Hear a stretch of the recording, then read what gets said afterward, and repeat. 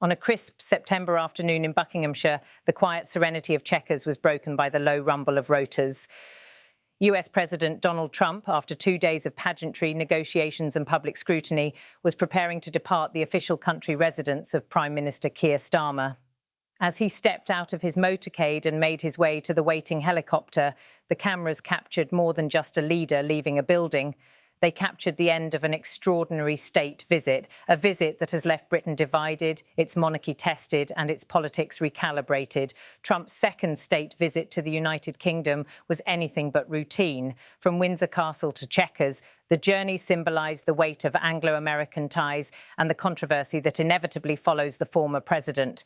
This was no ceremonial farewell. It was the closing scene of a carefully choreographed encounter that combined centuries-old rituals with cutting-edge deals worth billions.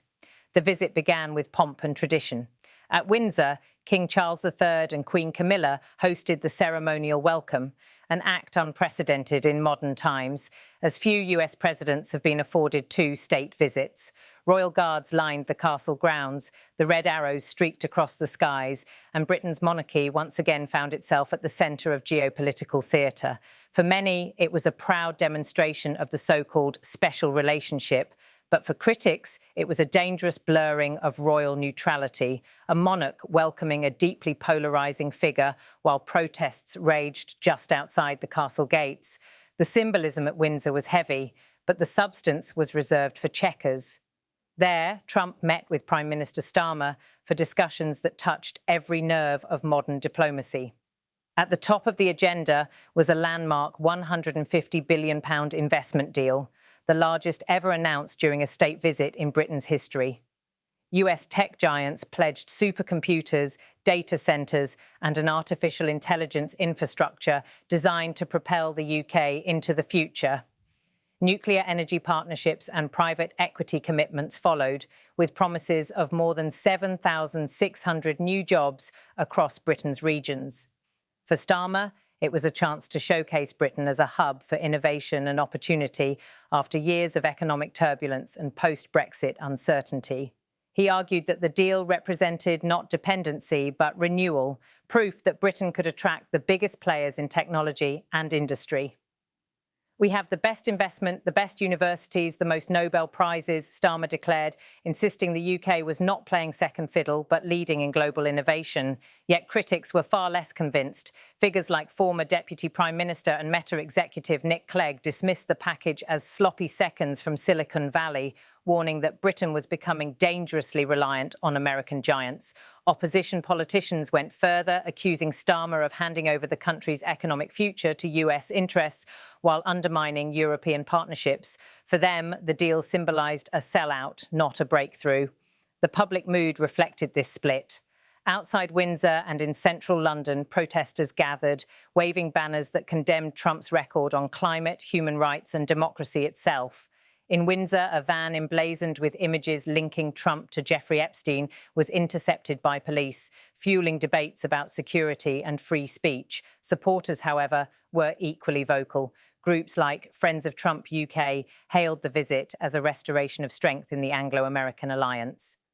"America is not a cash point," one protester shouted, accusing Trump of exploiting global relationships. But to his supporters, Trump represented power, investment, and an alternative to what they saw as weak European alliances. Beyond the protests and politics, the royal dimension loomed large. For King Charles, the visit tested the delicate line of monarchical neutrality.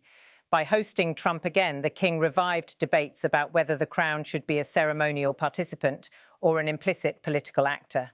Supporters of the monarchy argued that the king was fulfilling his constitutional duty, welcoming a head of state regardless of ideology.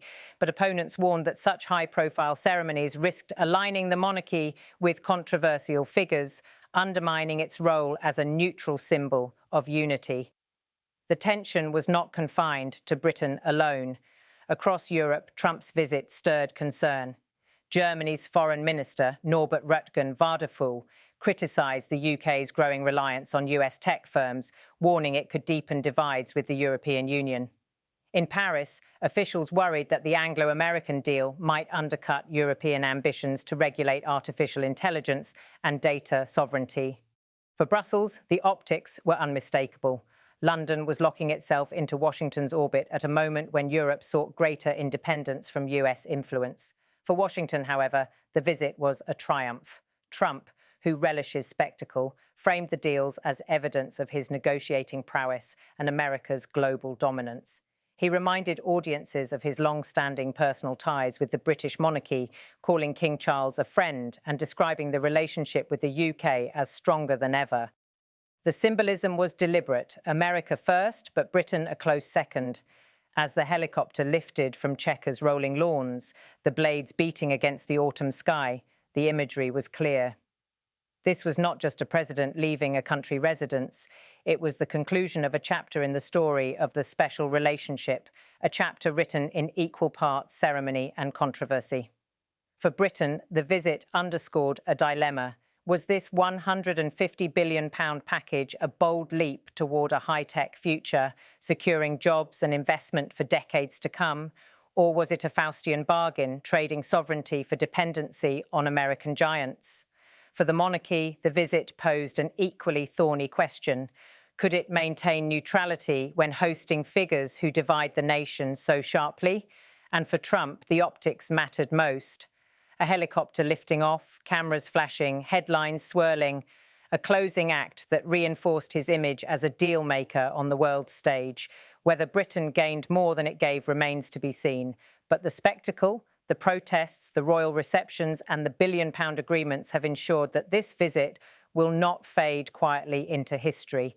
As the helicopter vanished into the horizon, the debates it left behind only grew louder.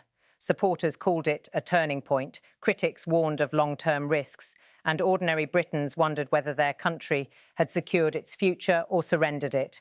Trump's state visit from Windsor to Chequers, from pomp to politics, will be remembered not just for the images it produced, but for the questions it raised, questions that Britain and America will grapple with long after the blades stopped spinning.